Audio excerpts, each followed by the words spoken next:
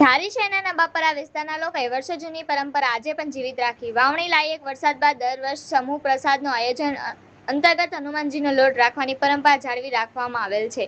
નવાપરા વિસ્તારમાં રહેતા દરેક સમાજના લોકો, વાડી વિસ્તારમાં રહેતા મજૂરો, ગામના દરેક મૂંગા પશુ પક્ષીઓને વર્ષમાં એક દિવસ જમાડવાનો રિવાજ આજે પણ જાળવી રાખવામાં આવેલ છે. ત્યારે તારીખ 18/7/2026ના રોજ નવાપરાની પટેલવાડી ખાતે રાખવામાં આવેલા સમૂહ પ્રસાદમાં આ વર્ષ એક જ દાતાના સહયોગથી સમસ્ત ગ્રામજનો હર્ષોલ્લાસ સાથે પ્રસાદ લેવા માટે આવી પહોંચ્યા હતા. દરેક જીવ માત્રને ભોજન પીરસવામાં આવી રહેલ છે.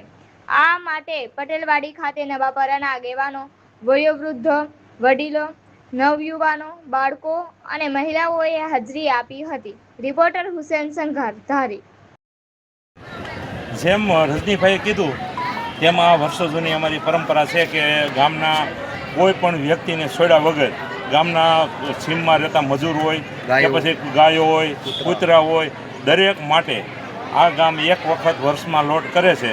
લોટ એટલે આપણે જે સૂરમું ને જે તે બીજી વસ્તુ હોય તે, અને આ ગામ વર્ષોથી આ પરંપરા હાલી આવે છે અને આ ગામ નિભાવતો હોય છે. આ ગામની અંદર રહેતો કોઈ પણ વ્યક્તિ ઘેરે નાતભાત જોયા વગર તમામને અહીંયા પ્રસાદની અમે વ્યવસ્થા કરીએ છીએ. જય શ્રી રામ.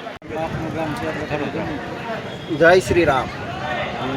નવાપરા ગામ વર્ષોથી જૂની પરંપરા ચાલી આવતી, આજે પણ એ પરંપરાને અમે નિભાવી છે. હનુમાનજીનો દર વર્ષે વાવણી થયા પછી પ્રસાદ બનાવીએ છીએ.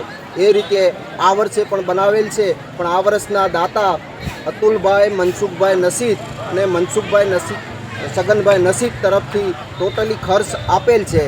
અને આ વર્ષો જૂની અમારી પરંપરા છે તેને અમે જાળવી રાખવા માગીએ છીએ. જય શ્રી રામ.